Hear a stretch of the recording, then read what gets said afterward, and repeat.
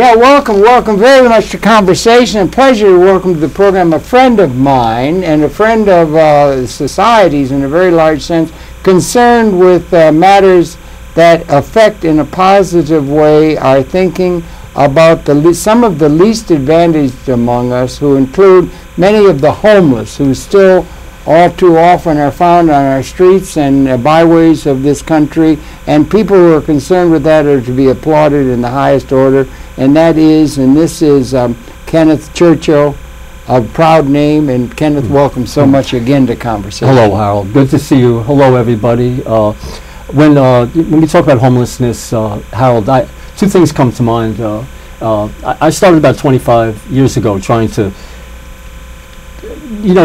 decide what homelessness was, what caused it. Most of all, what caused it. And we can talk about that later. And please. It's hard to separate the human experience from the economic experience. Absolutely. On any subject. Yeah, I think you're right. That is very true of homelessness. Maybe perhaps even more so. So, if we have a homeless population, you have to consider that the economic system failed the people in that sense, that they right. It's an indicator of something's not working right. A failure in the economic system. So now, do you want to blame the system, or do you want to blame the individual? Some would want to blame the individual and say it's all their fault. Yeah, moral weakness. All those kind of arguments. Yeah.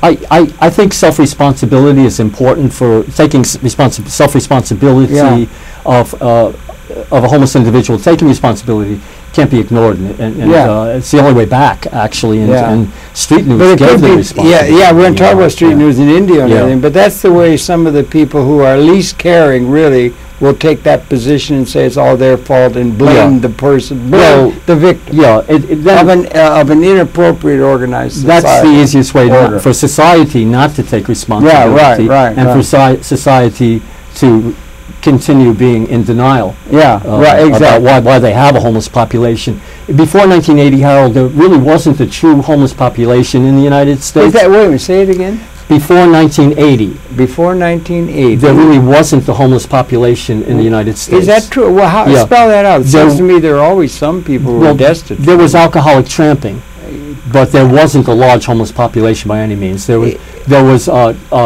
persons due to alcoholism that we would find on the Bowery, but it was not a significant population of any kind. What about in the 30s, when people were thrown off their roam, and there was terrible conditions in the 30s when the economy fell apart and people were living on the ground and stuff. But they certainly were homeless. The Jodes and stuff like that. It's true, Harold. And they were refugees, almost refugees of a massive economic collapse. Do we have a definition of a homeless person? I mean, how do we define the homeless population in statistical terms or otherwise? If you're homeless, in my opinion, you can't meet the demands of a landlord.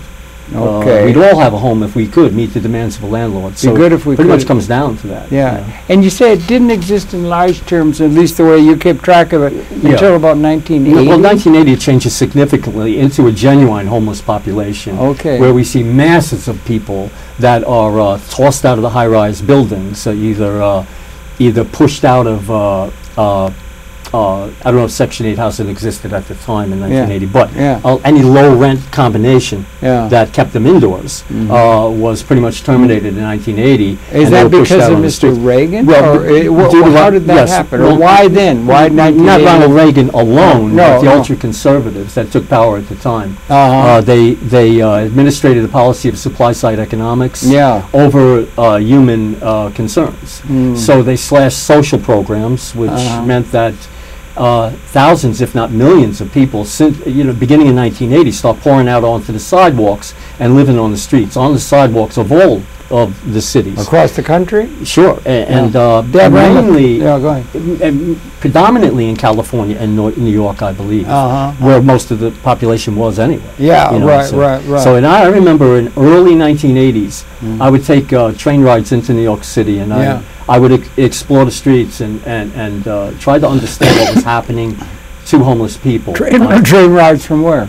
From the island. You got a base, you got a presence there. And I'd come into the city, and Harold, at that time in the early 80s, up to about 1985, There were wall-to-wall homeless people on the sidewalks in New York. I remember Penn Station. It used to be just absolute. There was a certain period, and all around the edge, big place, there were people stretched out on cardboard. And it was a mess. Inside in the corridors. And right. I learned most of what I know of the experience in and around Penn Station. It's true.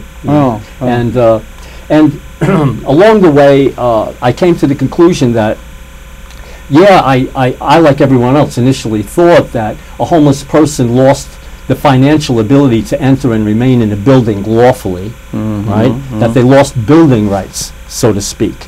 But after many years of study and consideration, I am convinced now that if a man is homeless, he has lost his right to land, and if a woman is homeless, she has lost her right to land. To land. Okay. And of course, anyone would want to live in a building, but when we see that they are not, when 3 to 4 million American people are homeless in the United States, is that a figure that's Yeah, that's that's across the nation. You can't nail down an exact homeless right.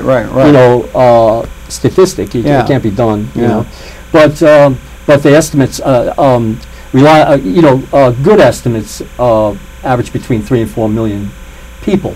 But if they're not allowed to be in a building, why aren't they allowed to erect shelter to survive the elements? That's what you're involved with. That's where let me ask you a question. And we'll get into. We want to get into that because and I want to get. You mentioned street news in India when you work there. I want to get to that too. That was a major thing. But why can't it just be translated into they don't have money? Well, if they had money, they can get a place. Yeah, if you have money to meet the demands of the rent, you have a home, and I guess that's what I guess the major reason for homelessness is not having the money for rent. Yeah, it sounds so simple. And it is simple. And is there any way we could make sure everybody had enough money? Well, I don't know. I don't know if we could do that. But what I'm involved with is trying to organize land rights for homeless people, families, and all this. Because if you're tossed out of a building, it's awful. Your one and only alternative in our country is to get some help from the shelter system, and the shelter system, in my opinion, is a failed system. It's a failure. It's a failure. Spell it out a little bit, because you're familiar. Yeah. Well, most homeless people, when there are some very good shelters. There's some very good, excellent staff. Are you talking? Are you thinking across country, or are you thinking New York? Or okay, you got a national program. Cross country. Yeah. Okay. The working person funds a homeless shelter system, and the working person funds the welfare hotel system. Okay, welfare hotel. There is that also. Oh, you're familiar with the infrastructure, as it were. The welfare hotel system is administrated through social services and based on tax revenue, administrated by social services. So if a family becomes homeless, they're put out, and they have 2 children. Social services will put them in a welfare hotel. All right? A welfare hotel. Now, that's not the Ritz. That's not Waldorf Astoria. I mean, are there hotels that are designated that way? Yeah. I'm sorry. Well, they won't put a sign up on the street. This is a welfare hotel, but they're designated by social services as a place that a family could go to, and that if there isn't a vacancy, they can have a room for the family. But the taxpayer pays excessive amounts of money to house a family in a welfare hotel. Is that right? Yeah, and they might get 30 days, they might get 60 days, and then they no longer, whatever the rules happen to be, whatever the social service rules happen to be, they don't stay at a welfare hotel forever.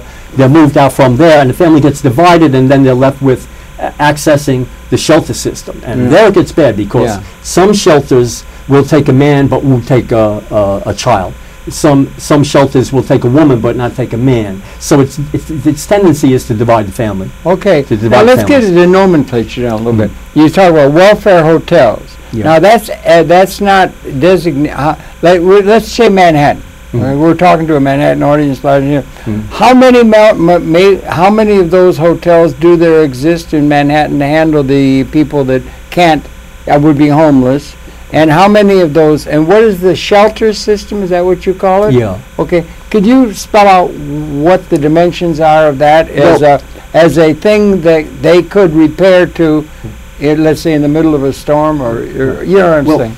Well, I'll try to speed through it because I'm not an advocate for shelters. Yeah. I just like to. I don't entirely denounce them, but I'd like to bring to the attention of the public that you're getting fleeced on the shelter system, and you're getting fleeced. The public is, and the working people, and I like to think I advocate for them alone. What's the most we can do with their dollars? Yeah. Well, the answer is not the shelter system, and it's not the welfare hotel system, because it's a big pork barrel. It's a political, bureaucratic pork barrel where the money is robbed off, where you'll find a shelter on a corner in Brooklyn with call it 15 beds, right? With mattresses that are 11 years old and they're blood-stained and whatever. And I challenge anyone out there, pick any shelter in New York City and Google the administration of that given shelter. Now, let's take the smaller ones to start with, not the larger ones. And I'm not mocking them all, by the way. So there's some good people out there caught up in the shelter system. But basically, it's a pork barrel that everybody's grabbing from.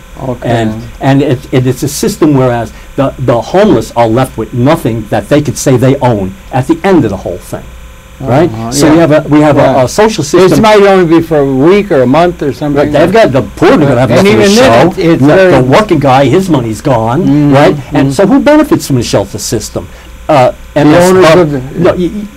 Google any shelter system, and you're going to come out with a list of maybe anywhere from 10 to 15 administrators, right? With MSWs, with Master of Social Work, Master of this, Master of that, Director, MSW, Assistant Director, MSW, getting salaries to the tune of 60 grand a year. You say they're all greedy, avaricious? I would say most of the working person's money is going into these salaries of administrators of the shelters. Is that being paid through some government taxation process or something? Sure, payroll tax. Payroll tax that goes in is administered by the city?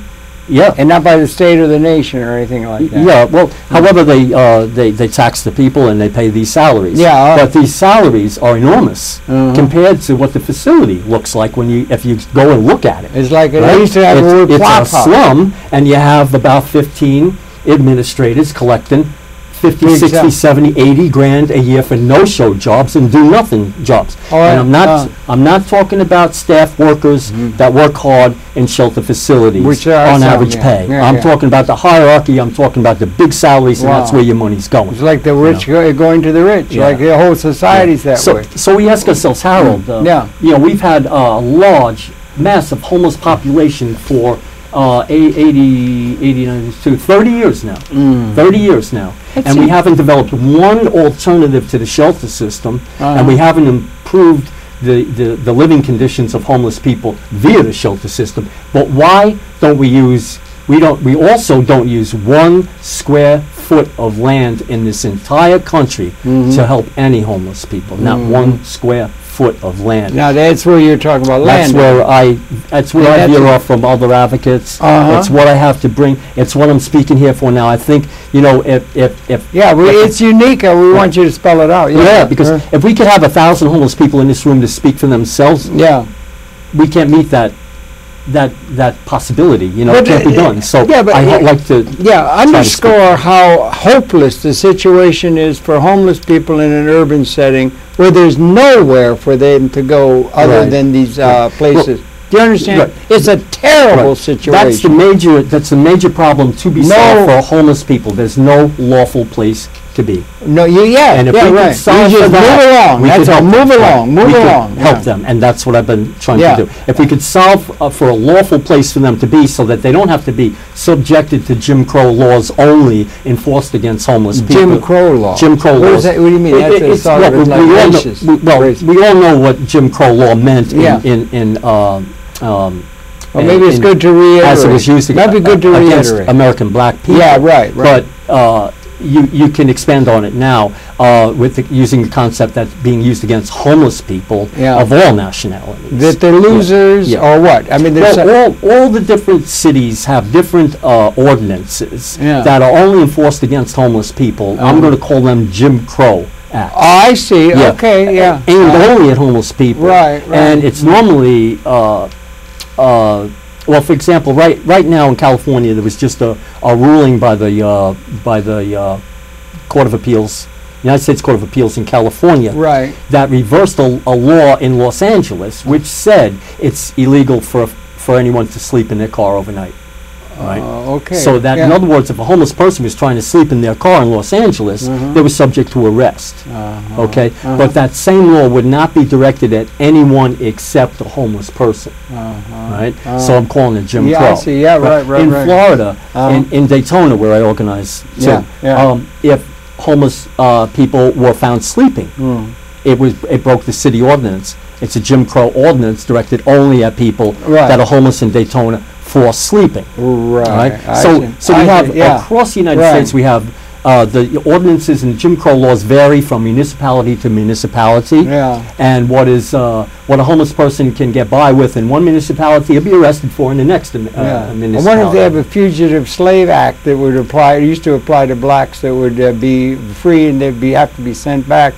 You know, the things that are you're comfortable on that? Well, you're going to be having a law that's going to, Fugitive Homeless Act. Or well, we're getting closer to the criminalization. And it also goes back to the economic. We haven't gotten an economic system that's able to eliminate this blight upon society. From what I can tell, it's just been brought to my attention that on YouTube, and I watched this show, in Charlotte, North Carolina, they declared homelessness to be criminal. Criminalized homelessness in Charlotte, North Carolina. Just add that to it, right? Yeah, and so I'll stop there. That's the, They haven't taken to hanging them by like strange fruit hanging from trees to get rid of these nasty I'm sorry I'm laughing. No, you got me on that one. No, it's terrible. The treatment, the cruelty, and the abuse. And it does bespeak the fact that, and I wonder if I could go to something else. You mentioned, why don't we mention it for a minute, Indio. And you were working with Indio and the Street News. That was a major publication. I wonder if we could talk to that for a little bit, because you were covering the issues of these least advantaged people in our midst. I spent 9 years in service to Street News in New York City. It was a great newspaper. They had really good writing, and Indio was editor, right? Yes. Our friend, Yes. And for the public, Street News, went out of business in 2007. It's hard to say still to this day, but it did. And we thought it would come back, so we called it moratorium for a while, but your paper went out of publication, and your paper went out of publication in 2007. And that paper helped a lot of homeless people assimilate. The motto of that paper was work works. And work works. And that paper gave ownership ownership of a stack of newspapers to homeless people, and they owned something. And they could sell it. They could sell it and and do whatever they wanted with the money. It was up to them. But they would write for it too, and you had really good people writing on the social issues. Originally, really editorially was great. Initially it was all MD writers and PhD writers, and then Indio opened it up to street writers. And I was included in that. And a lot of good people. And you worked closely with him. Great guy. I was his right-hand guy. Who was the guy? The Chinese guy who was helping? Mr. Chen was a benefactor of Street News, and the only reason it continued as long as so there was some concern for these people, and that now we haven't come to a solution to it. And what you're talking about land. So why don't you talk about the unique kind of thing that you're seeing to deal with this question, and if you could, right?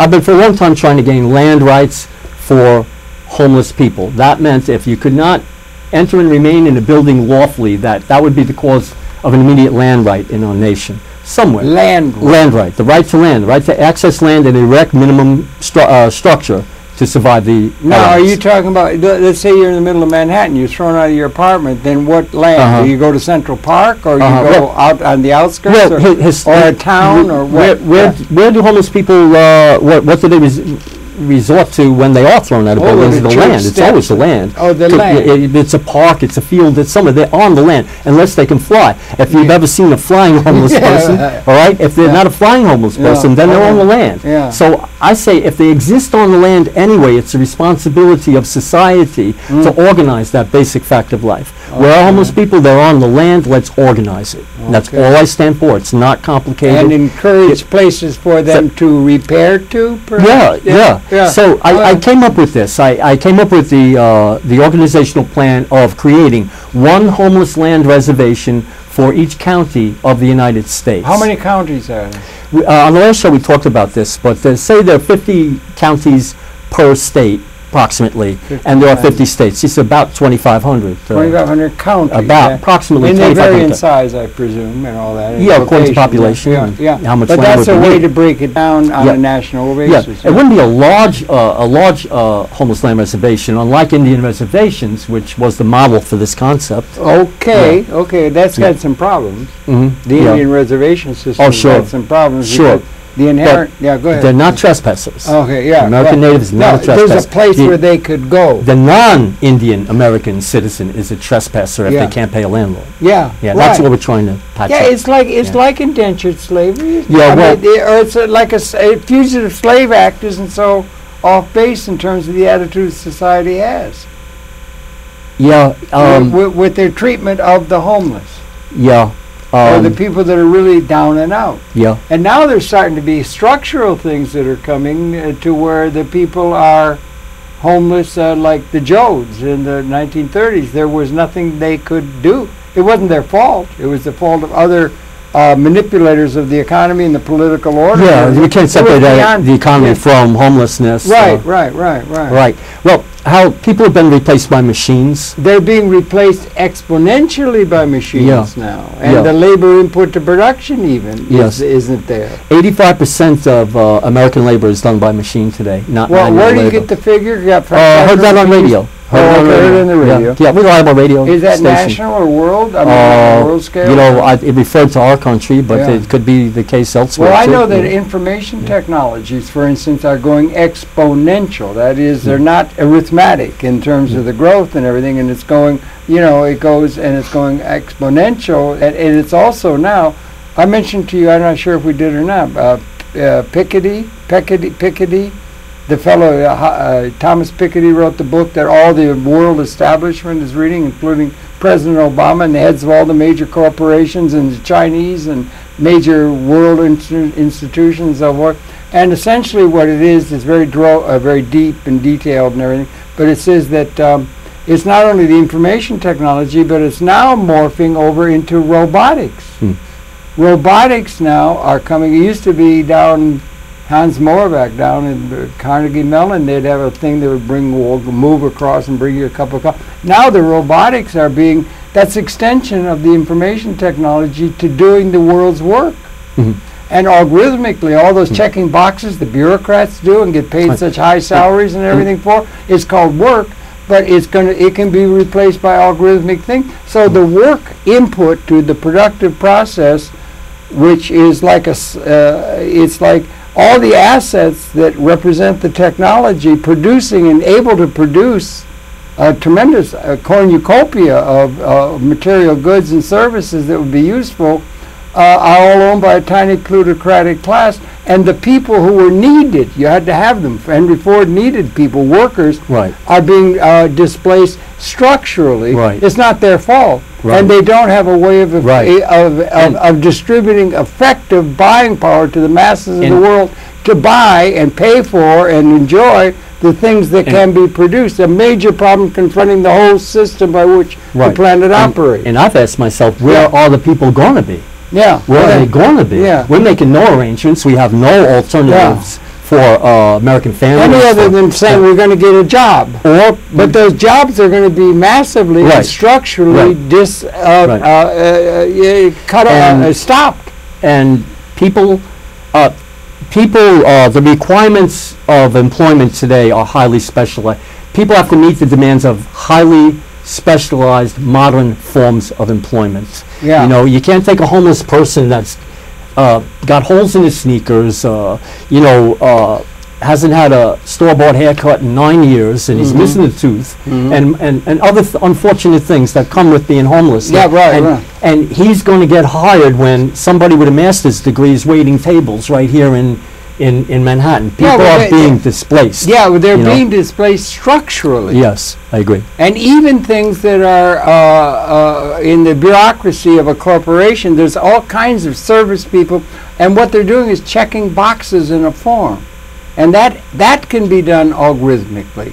The bureaucratic functions that are part of a service where there's some fairly well-paying jobs, and those things can be done. Even a lot of the professional services can be done through information technology that can displace the human input to production, which is the basis by which they say the only thing you need to do is create jobs.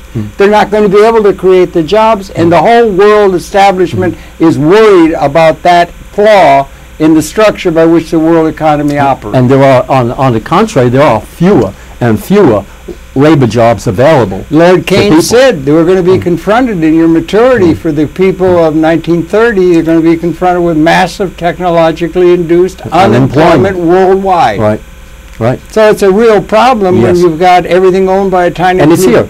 It's here. It's here now. So what you're doing, your idea is likely to have it not just to a few people who are just losers or drunks or whatever people want to think about. How about families? How about veterans? There's a lot of problems. And what you're proposing might have real meaning across the nation, across the world. Well, in the 21st century, we're going to need to use our land, and we have vast, endless, open land in our country that we don't use, and it's adjacent to every town, adjacent to every municipality, and it's adjacent to every city. It's there. And it holds for the world. It holds for the world. Yeah, yeah. So I came up with the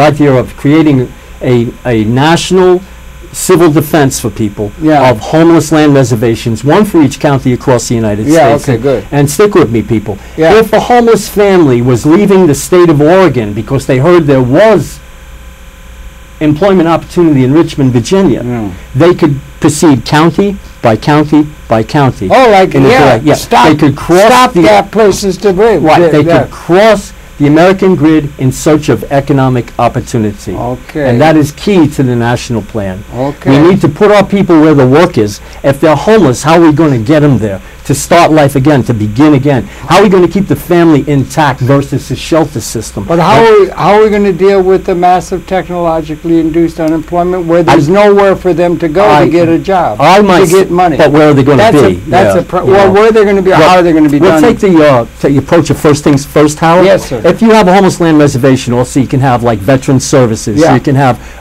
self-help meetings. You can have, because the homeless would be somewhat centralized to the point where you can, efforts in kind can be directed to one place rather than trying to find them elsewhere. Do you like the movie Grapes of Wrath? It's been so long since I saw it. That's Joe, and they had to go from Oklahoma out there, and then they finally got to a place where they were just being taken advantage of by pickers who were going to undercut them. All that. Just That's slavery. But then they set up a thing where they had a government thing where there was just training and good clean hygiene and good clean thing and all this kind of stuff. It was a government-supported thing like WPA or something. That was the point of getting the people off the land to begin with. You couldn't abuse them if they were, everywhere. You had to go find them. So a lot of our problems currently with homelessness in America refer to the Industrial Revolution. And the Industrial Revolution is over. Our people are displaced. Yeah. The Industrial Revolution is not coming back. A different revolution is coming back, and it employs people that can meet the demands of highly modern forms of employment. They will continue in life. Do you think we can create employment opportunities and to continue to distribute buying power or money to people by their labor input to a productive process, or is there a structural problem that model is not going to work? Given the displacement of labor input to production that's going to be taken over by machines and robots. Yeah. That's the problem. I think it's here to stay, honestly. I think it's here to stay. I can't go boo and it goes away. Yeah. The flesh and blood, what do we do with the flesh and blood, the people? Where are they going to be? Are we going to euthanize them like we're currently doing? Just euthanizing them? We're putting them to sleep on the sidewalks. We're killing them off. It's what we're doing. And I'd like foreign countries. Are we still on World Simulcast? This is going out to the world. Well, foreign nations, pay attention. The United States of America is euthanizing homeless people every day. We're getting rid of them. And then we send our armies around the world, our army, to tell you that you have to improve the way you're treating people, and you have to better your human rights. You know, we're going around telling you have failed human rights. We send the army, and we're going to correct you. We're going to preach to you about how to act. But here we're euthanizing our own homeless people. You know, it's just core hypocrisy. You don't think that we can, if we just get the policies right in Washington or something, that we're going to be able to distribute effective buying power to everybody through them having a job? Or not having a job. I mean, we're not going to be able to provide the jobs, but we might be able to provide the revenues. That's income maintenance. Well, that would be a different kind of thing where the thing is it's structural, and the thing is now you got private sector, you got government and things like that, governmental agencies or government structures, and then you got private sector things that are going on, right? Those two things. And you could be providing an opportunity for people in the Jodes case, or in the Grapes of Wrath thing, that thing where it was a decent situation that they were put in order to get on their feet again and everything, that was done by a public sector. That was done by governmental things. So we can have things, we can have programs that governmentally would what? Tax the few people who are working in order to set up government agencies where they're not going to be able to be working, but through the government. Or do you think there's something where the business structure, if you just got the economy going again, there would be able to create more jobs than there, and get everybody able to get and keep the work ethic going, and the myths of the work ethic and that kind of stuff. Can we just keep the system that we've inherited in place without a structural change? I wonder, and it's a good point in the conversation to say this. We're currently today, living in the United States, we're trying to exist using social economic institutions that worked in the 20th century and that worked in the 19th century. Okay. The only way we can proceed into the 21st century and survive will be by creating new social economic institutions. So it's like what you're experimenting. Yes. What I'm saying is that the shelter system as an economic institution failed. Let's continue with the shelter system, maybe improve it, keep it there, but create other alternatives along with it. And I ask the public out there to use our collective intelligence, you know, to come up with ideas that are alternatives to the shelter system, because nobody's asking that question. And they're siphoning off your money. They're picking your pocket every day. Well, let's get down to brass tacks and your thing. Now, you're talking about the land, and you're talking about a piece of designated land where the homeless could congregate, maybe put up temporary structures or have water or something, and that. Talk about the details of what you can see for these places where the hopelessly homeless people will be able to congregate and maybe get their lives together. We have a chronic homeless people and we have transitional homeless people. And the land model serves both. So in other words, land model, that's the thing you're saying. The land model is a social experiment. I wrote the book American Homeless Land Model. It's a request of people in my country to consider the land model as a social experiment to see if it works. Let's take some land, let's get some homeless people on it, and let's see if it works and serves society, or let's see if it fails and does not serve society. I think it's time now, because we're killing off our people. We need a new plan. And American Homeless Land Model is a social. The model itself is a social experiment to see if it works. We're killing off people by homelessness. Yeah, is what you're saying. Yeah. You got figures on that? No, I don't, because they aren't kept. If a person, they're not kept. No, if a person dies in the northern part of the country, if they die in a snowstorm, more often than not, right here in New York City, they'll die of pneumonia. Yeah, right. Okay, that's why it's crucial to not get wet when you're homeless, because you can survive almost anything, except if you get wet, you will freeze and die in the winters. So erecting shelter is life and death. To erect a tent. Thank you. Yeah. You know, it's life and death. A tent would make a difference. Sure, and that's what we're trying for. You know, a lawful tent city. You know, a lawful tent city is all I'm asking for. A homeless land reservation, one for each county in the United States, is just a lawful tent city. I'm not advocating for the tents, and I believe the homeless should provide their own tents. All right, and because they do now in the woods. You know, if they can build a tent in the woods, they can build a tent on a homeless land. A homeless person just going out in the woods somewhere and putting up a tent and living? They'll be found and dispersed. They'll be found always. by local authorities. Well, that's why you have the park ranger for, and that they're around looking for these people. What's park ranger for? Well, to find homeless people, or people that are. There? Oh, well, that's what you have park ranger for. Or people living in this woods over there, right? That's what they exist for, right? And that's because the lands are enclosed. They don't want people living on the lands. The government doesn't want. See, well, not just park range, but there's a lot of. Isn't there a lot of land that's just not occupied? Right. People could just wander off into the land. When they're found, they're dispersed or abused. When they're found, I'm saying let's organize it. Let's make it lawful. Okay. See, the reason for the homeless and a place that could be known where to go. Like you said, if you're coming across country, you'd know where to go. You'd have you would. Yeah. There's one social economic institution in use today in America that causes homelessness more than any other institution. What that is? That's enclosement of the land. Enclosement of the land. Yes. They had land enclosure in Europe and England. Right. That's where it began in Europe, and the enclosure enactments of 1634 in England. That was prior to the Industrial Revolution. They had to get all the people off of the land into the cities to provide cheap labor for industry. They passed the enclosure enactments, which said it's unlawful to be out there on the land.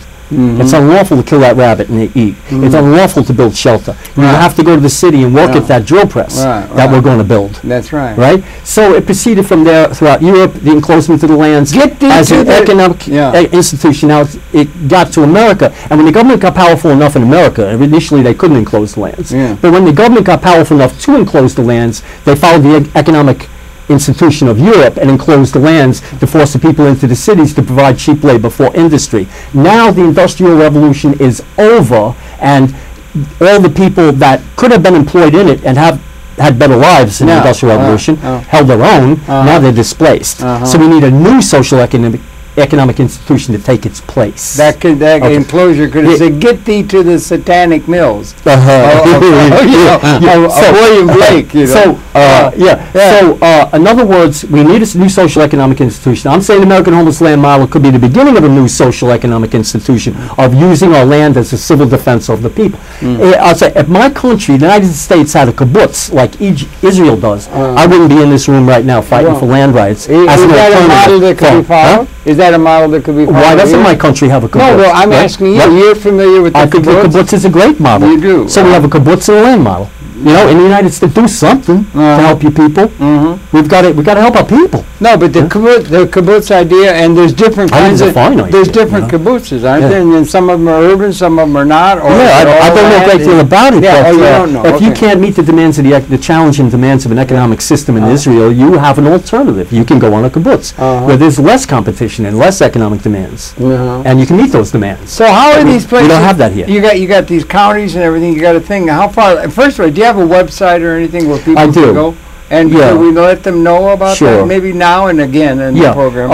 The book American Homeless can be read at website homelesslandmodel.com. Homelesslandmodel.com. Okay, right? good. And you'll see a Senate bill on there. You'll see the book American Homeless. I think we might be putting it up at the end of the program, but go ahead. And my telephone number is 631-569-6802. And if you're a right-wing sociopath, please don't call. Anyone else can call, but them. Yeah, right. Well, unfortunately, a lot of those other kind of people who are trying to get that work ethic. They're trying to get the work ethic to be something that is really the inability to live up to the good old Puritan work ethic is why people fail. It's not the system's fault. It's the people's fault. That's something they're trying to sell. In those circles. Go ahead. I'm sorry. I didn't mean to. I'm not opposed to work, and I wish anyone luck. They can find a job and work their way out of homelessness. I wish them luck. Yeah, but is it what I'm asking before, and what the world leadership is concerned about, is that they don't have a system, because you've got a lot of that production is going on by technology, and the technology is owned by a tiny plutocratic class. The advantages of having collateralization, able to make investments in productive process is going to pay for itself out of its future earnings, is limited to practically a very few people. So the concentration is becoming more and more concentrated all the time, and they're not going to be able to have So they don't have any. Is it something we'd have to have a change? Could we? Some people would say, well, let's just get rid of the bad guys, the public sector, and all the bad guys who own all the capital, the rich guys who are holding everything up, and set up a socialist system where everything's government, and then we would just be able to do it that way. Or do we have to do something? Is there any point in thinking about forming capital in a way where some ownership is in their hands? This is something that could include them on their own terms. Capital is formed in a way that's going to pay for itself out of its future earnings again. It takes 5 or 6 years to pay back, but then get some of that ownership to the mass of the people, private property, that could involve the private sector as well as public sector considerations, government, in a process that would get some demand out to the people through the way things are really being produced, rather than depending upon the labor theory of value, which has informed so much of economic theory of our political class. I'm just wondering, and maybe that's a sidebar thing that doesn't even relate, but it seems to me that's something that world leadership is wrestling with now. We always have to consider economic collapse, because we just went through in 2007. The book American Homeless Land Model predicted economic collapse. You did, yeah. I'm worth listening to. No. Okay, for my people. And I gave it to my people for free. Yeah. I don't want a pat on the back. I'm sorry it happened, but it happened. Yeah, and it hurt a lot of people. Yeah, it sure as hell did. It hurt me, it hurt a lot of people. Yeah. But now we have so many people out there. But here's the thing. Younger people, how are you going to face the 21st century? Yeah. If you consider the things that Hal just said, and you could say, it depends on who you are, if the future looks promising or if it looks bleak, right? So there's hard times coming for a lot of people in our country.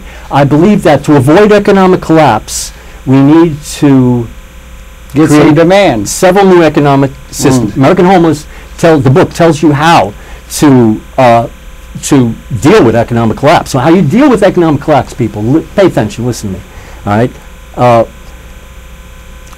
We need to build new towns, new villages, new hamlets, new small cities, and new middle-sized cities between the existing cities. That's interesting. Okay, that's the economic theory of American Homeless. Okay, that's the way out, people. Okay, so what you do is to offset dehumanization and depopulation that Alex Jones speaks of, because it's here, and it's happening to homeless people already. They're being dehumanized, and they're being depopulated. And next, you middle-class guy, you bricklayer, you welder, you dentist, no, about the dentist, but you know, you're next. You're going to be dehumanized and depopulated. So try and pay attention. Yeah, you know? and service jobs as well. Yeah, there's still hope that you can change the direction of your country. What puts men and women to work, right? When you build a new town. What puts men and women to work when you build a new village? What puts the Chinese are doing it now, and they're building the cities before they move the people in, and they're putting them between the cities, and that's the economic counterbalance, as we discussed on the last show, Harold, to economic counterbalance that we need to offset the city's tendency to empty out all the money and of the people through rents and mortgages to empty them out, and that's why the economic system collapses, because there's no money exchange person to person. It's hopping corporation to corporation. It's doing everything but changing hands between the people. They've built cities in China where they're huge, great big, looking like high-end kind of places and everything, and they're practically empty. The people aren't. There's nobody in them. They're going to move them in. Well, if they do, if they can, they're going to get some demand out there. If you build a new city, you build a grid instead of the old way. You put down a grid, you put down a firehouse. That's the way the Chinese are doing it. They're really smart people, right? Yeah. So think about doing that here. But we do need new towns between. We need a new town between two old towns, if you follow it that way. Okay. We need a new small city between two small cities. We need new small cities between old cities and build them, and that's what puts Americans to work. That's what gives housing. So you think that we're going to be able to get out of it by creating work opportunities? Well, yeah. Within this context that you're talking about, where the economy as a whole, the traditional economy, is not going to be able to. You know, economists out there reverse from supply-side economics. Okay, and this is also considered the supply side, but meet the needs of human-side economics, make that the priority, and then manipulate supply-side economics. But we did it the wrong way. We came at the last 30 years, 3 decades, with supply-side economics and let our people die. We let our people die. I'll say it again, we let them die. We helped them die. Well, they on the sidewalks, we helped them die. Well, if you go to that 30 like that, it would be President Nixon and also even, who's the guy out of Chicago? I mean, you know, they said we're all Keynesians now. Keynes set up the templates for all the economic organizations, Bretton Woods, International Monetary Fund, all the major institutions. It was John Maynard Keynes who set that up, and they said we're all Keynesians now, President Nixon and everything. But what are we all now? We're all now supply-siders. They've gone to the Chicago School, and Schumpeter, talking about creative entrepreneurialism and that kind of, have supplanted that Keynesian view. So who would be the economic theorists who would inform the political class and the business class leadership to get at something that would be working? I forget the name of the economist that said the best result happens. I saw it in a movie. The best result happens when the individual does the best he can for himself.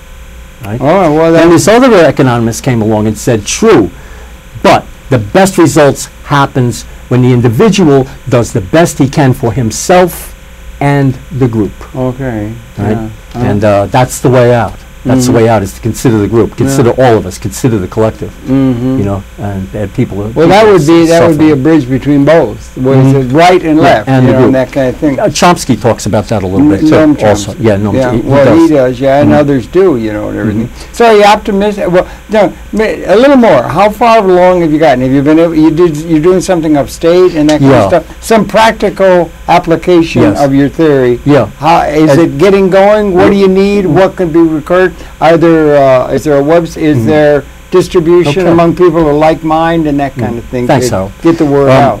Thanks, Hal.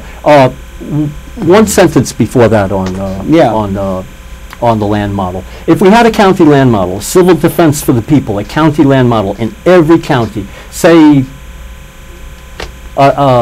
an area of 4 or 5 soccer fields in size. Wait a minute. Serve the whole county. Serve the whole county. I hate to say that because we could skip right by it then. But I'll lose my thought. 4 or 5 football fields. Like, you mean like that, more or less? Okay, that area can become a new village. That's what I'm saying.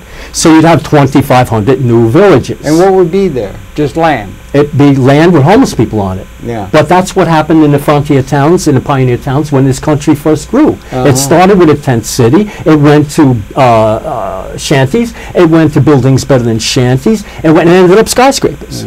Right? So what you do is create 2,500 new towns by creating 2,500 land reservations, one for each county in the United States. What will one of these places be? Are there any existing? Is there any been established? No, it's just an idea, but it hasn't been tested yet. There are none, but there is one control that I can use, and anyone can Google Slab City, California. Google SLABB City, California. Okay, and Slab City, California is a former military base where retired people come down and they live together in Slab City on a retired, they're essentially homeless people. They're basically people that live on Social Security that can't meet the selfish, greedy demands of a landlord. They buy an RV and they go down to Slab City. But it's in the desert, so they can't stay there in the summer. Where in California is it? It's in Southern California. But Google Slab City, and you'll see that it's a population of 2,000 people, right? And it would be a village if we declared it a village, so it can exist, and it can grow, and it can become a city. I'm not saying the one in the desert, but you can, as a reality check, look at Slab City. Now, the same thing can happen between any towns in the United States, in a county, right? Between towns. You have to get the rights to, there's some jurisdiction by eminent domain, by eminent domain, property can be converted from government land to private ownership to build a social land model by a Supreme Court Act called Kelo versus the City of New London. all right, which allows the government to use eminent domain for economic development. And that's what we're talking about, is saving lives and economic development. That's right? That's in Connecticut. How'd you know that? Well, you're amazing. Yeah. It's amazing man over here. No. But you do. That's amazing. And well, I knew with that in mind, I've gone to the Woodstock Town Board in Woodstock, New York. Oh, thank you. The famous Woodstock. Yeah. And for about a year, I've been asking for the land for the first homeless land ownership social experiment. Where do you have model. a specific piece of land? We didn't pick it out yet. Does somebody have an ownership of that land? Or well, the town does. In other words, the towns across the nation all are the largest landowners in any town is the town. Okay. Right? Yeah. And they hold enormous amounts of land. Any town does, and or township and town. And they could. Here's the thing. What we did in Woodstock was we said, a man I met up there named Father John, he said, Ken, why don't you, instead of asking for 4 or 5 acres of land in Woodstock for homeless people to own as a social experiment to see if the land model works and to bring the first one into the nation in Woodstock, he said, why don't you do this? Instead of it for the general homeless population, why don't you make it for American veterans? So why don't you make it, he said to me, make it for 1 acre for 25 American veterans, 25 tents, and 1 garden. And something in my head went click, and I said, yeah, because any municipality in the United States could imitate that model. Could imitate that model. Now, what was the size of it? 1 acre. 1 acre this time for 25 veterens. 640 acres in a square mile. Right. So that's where we're at, and it's coming up for a vote in Woodstock. There are good people on the Woodstock Town Board. We've got a chance. We have a chance. So Google, if you would, this is a postcard which says, I support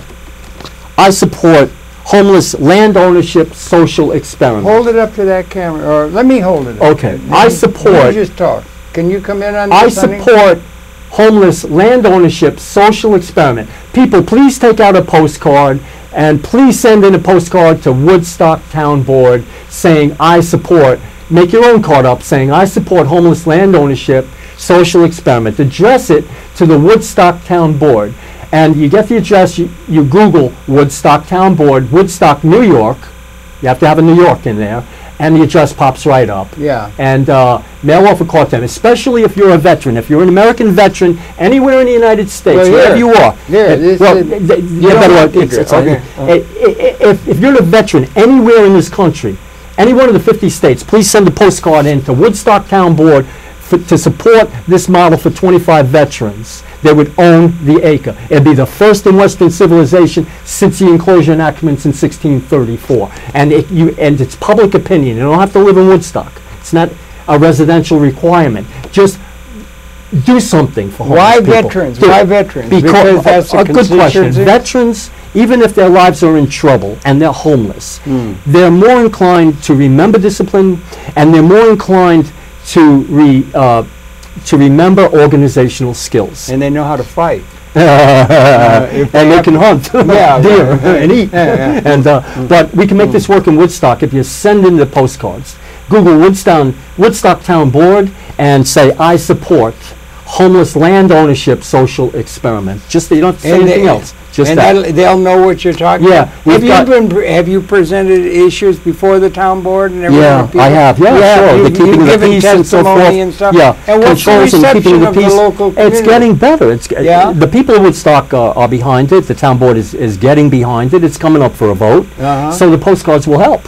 And how will it help? It will help the town board understand what human opinion is, and persuade them. So where is this acre of land? Is it on Tinker Street? To be determined. No, to be determined. Yet to be determined. To be determined. Yeah, first we need the votes, and then we'll go find the land. Okay, you'll find the land within the town jurisdiction. But every town has an acre of land to give to 25 veterans all across this country. That much. Well, actually, we got an architect's drawing of it. It's fine. 1 acre is fine. How much is an acre of land in terms of, let's say, 6th and 7th Avenue or something like that? Oh, that I couldn't. It'd be good to get that down to get it clear. Well, there's 640 acres in a square mile. Yeah. bucks a square. I don't get lost in the the details like that, but an acre is about 200 feet by 200 feet. You can easily fit 25 veterans on it. Are you going to get some people reactionary or otherwise say, we don't want to have a bunch of losers in our community. We got enough of them hanging out at the general store. Well, you know what I'm saying? Sure, it's going to be.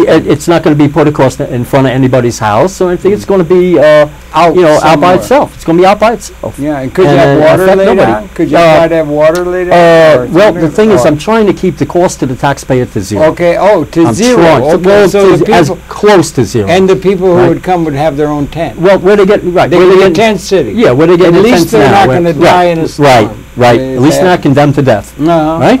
And where they're getting their tents now, that's where they'll get their tents. Where they're getting their water now, that's where they'll get their water. Where they're getting their food, where they're getting their food now. That's how I answered those questions. They can all be solved. Right. If we get this first land experiment in Woodstock, it can be imitated across the country, people. And every town owes it to 25 vets, 1 acre of land. Every town in the United States Why don't say we owe it to all the people who are going to be unemployed through no fault Right, of their we've got to start somewhere. Through no fault of their own. That's right, that's right. And we have to start somewhere. This is the earliest beginning. This is as close as I've gotten in many years. And this is something that might really help the homeless and the least advantaged in a certain sense. And the plight of them has to be accepted by the society in general. If it works for veterans across this country, if it works for veterans across this country, then in increments we'll bring in homeless families. If it works for veterans and homeless families, then in increments we'll bring in other kinds of homeless people. So that society can be assured that this is not going to be debauchery. This is going to be a place where you can maybe develop character, where self-help meetings can be held, where veteran services can be brought to the veterans, that they don't have to go off looking. Right? Of course, with their consent. Everything would be based on their consent. And you're going to try and do it at no cost to the taxpayer. We're going to try. Yeah. We're going to try. Yeah. Right. The number one question is always sewage system. It always is. On this model, on the architect plan, we have 2 porta potties. Now, we're going to have to come up with money for the 2 porta potties. Well, that can't be that much. But it's going to be something, and I regret that. I would have preferred latrines dug by shovel because it costs the taxpayer nothing. Right? But it can't be that way because of the Department of Environmental Protection. Anytime you open the ground, you have to meet their demands. So so this will require a city ordinance by the town of Woodstock, the good board members of town of Woodstock, to create a city ordinance which would suspend administrative codes. Well, Woodstock's a progressive town. It sure is. Any place in the country that might go for it, it'd be Woodstock. We're getting somewhere. Again, I'm being asked to speak to the American Legion for the first time. Beginning in Woodstock. And to begin to speak to veterans. It's my hope that I'll be brought around to speak to veterans. And I'm asking veterans to send in this call for your fellow veterans. That's and also let them know the site again. That's the site where they can go to your book. You got a book? My book, American Homeless, is at homelesslandmodel.com. homelesslandmodel.com. My phone number is 631-569-6802. And the resolution before the town board is Woodstock Town. Google Woodstock Town Board, Woodstock, New York. You must have New York because there is 1 or 2 other Woodstocks, right? So Woodstock, New York, the famous one, and write to the town board or to the supervisor. I support homeless land ownership social experiment. I'm asking veterans. Do it now. Can you spare 50 cents? Okay, out of your pocket. It's not much. Okay. Right? Can you get your hands on a postcard? Could you mail in a postcard because it's a petition? Okay, we're running. We're out of time. We are. That's a shame. We have to use haiku. Okay, thanks. Your pleasure. Kenneth Churchill, a proud name. Thank you for viewing. Coming back again tomorrow. Thanks for the work and get behind him and all the best. I truly appreciate being here. Okay. So thank you for viewing. Come back. We're coming back tomorrow. All the best. Great. Give my love to Indio. We're supposed to go there now. To say hello. We're supposed to. But he's at work, so I don't know if we'll find that. Great guy. I think he can be behind Sharpton.